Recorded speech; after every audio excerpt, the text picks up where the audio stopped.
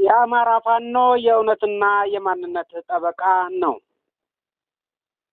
እኛ አማራንን ጥንትም ደፋርና ጠንካሮች ነበር።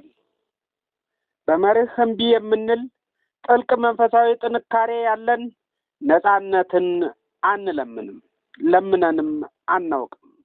ነፃነትን የምናገኘው ከላይ ፈጣሪያችን ከዚህም ክንዳችንን ይዘን የምናመጣው እንጂ ነፃነትን አንለምንም፣ ለምነንም አናውቅም።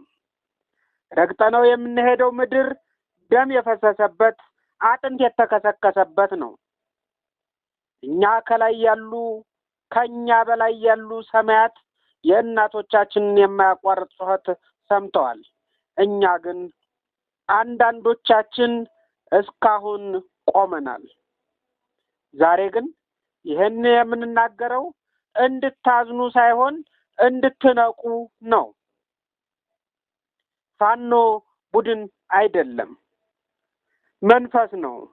በሕያዋን ጆሮ ውስጥ ያለ የአባቶቻችን ሹክሹክታ ነው። መሬቱን ለሌላ አሳልፎ ለመስጠት ፈቃደኛ ባልሆነ ሕዝብ ዓይን ውስጥ ያለ የንዴት እሳት ነው። ትግሉ በቀል አይደለም፣ ኃላፊነት እንጂ። ትርምስ አይደለም፣ እያንዳንዱ በህሊናው የሚያውቀውና ያለ እንጂ። ኃላፊነትን ይመረጣል እንጂ አይሰጥም።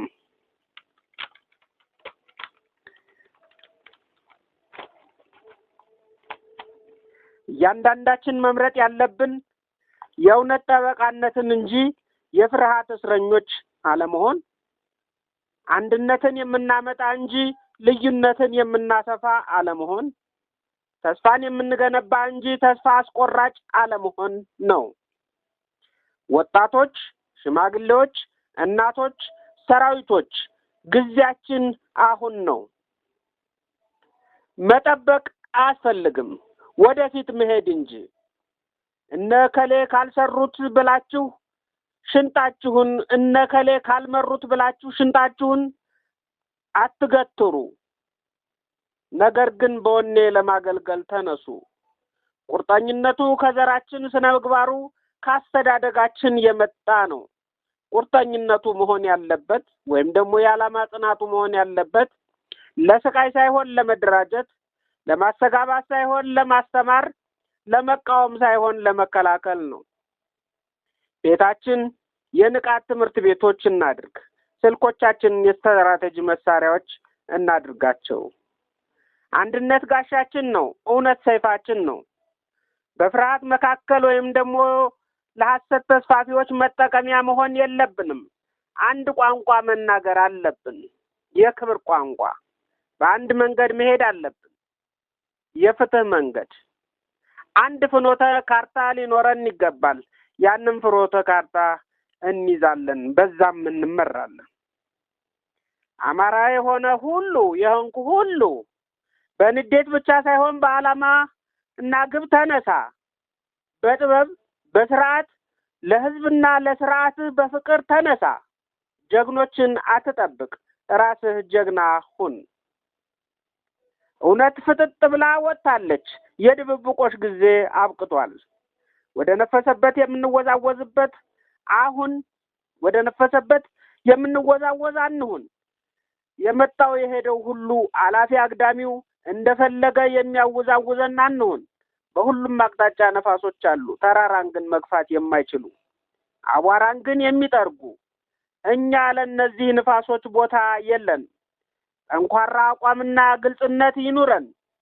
ወቅቱ የተለያዩ ዲስኩር ወይም ሸው የምናሳይበት አይደለም። ምድሩ እውነትን ተጠምቷል። በጽናት መቆም ካልቻልክ ጠግህን ያዝ። በሁለት ምላስ የምትናገር ከሆነ ሰው እስከሚነግርህ አትጠብቅ። ራስህን አስተካክል ወይ ዝም በል። እንቅፋት አትሁን። ችግርን ፊት ለፊት ተጋፈጠው እንጂ ገለልተኛ የመሆን አማራጭ አያዛልቅም። ማስጠንቀቂያ፣ ማስመሰል ይብቃ። የፋኖ እሳት ለብ ያለን አያሞቅም። ለብ ያልክ አትሁን። ወይ ሙቅ ወይ ቀዝቅዝ። የፋኖ እሳት ለብ ያለውን ያጸደዋል፣ ያጣራዋል። ውሸት የሆነውን ደግሞ ይበለዋል።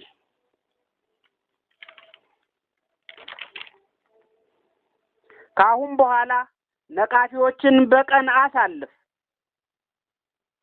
መስጠትን በጨለማ ወይም ደግሞ በድብቅ አናስተናግድም። እያንዳንዱ ነጋዴም ይሁን ገበሬ፣ ቄስም ይሁን ሼህ፣ መምህርም ይሁን ተማሪ፣ አሰሪም ይሁን ሰራተኛ፣ በጥቅሉ ማንኛውም አንዱን ምረጥ። ወይ ህዝቡን ወይ ጠላትህን፣ መንገድህን ለይ። ፍጹምነትን አንጠይቅም፣ መግባባት፣ ቁርጠኝነትና ድፍረትን እንጂ።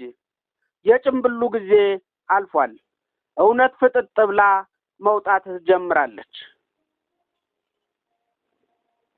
ለመጣው ንፋስ ሁሉ የሚወዛወዝ ዛፍ መቼም ፍሬ አያፈራም። ምርጫህን ለይ። አንዳንዶች ሁለት ካባዎች ይለብሳሉ፣ አንዱ ለህዝብ፣ ሌላው ለቤተ መንግስት። ማዕበል ሲመጣ ግን ሁለቱም ይቀደዳል። ስለዚህ እንጠንቀቅ መልእክታችን ነው። ጨርሰናል።